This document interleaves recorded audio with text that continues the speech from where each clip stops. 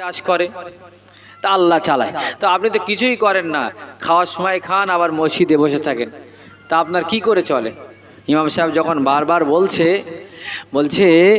ওই যে পুব মাঠে একটা জমি ছিল না হুজুর, ওই জমিটা বিক্রি করে দিস, বিক্রি করে 3 লাখ টাকা হয়েছিল, ব্যাংকে রেখে দিস, আর মাসে মাসে যেটা বাড়তি হয় মুনাফা হয় ওইটা তুলি আর বাজার করি, আর বুড়ো বুড়ি আর কি হবে, ক টাকা লাগে বাজার করি আর খায়।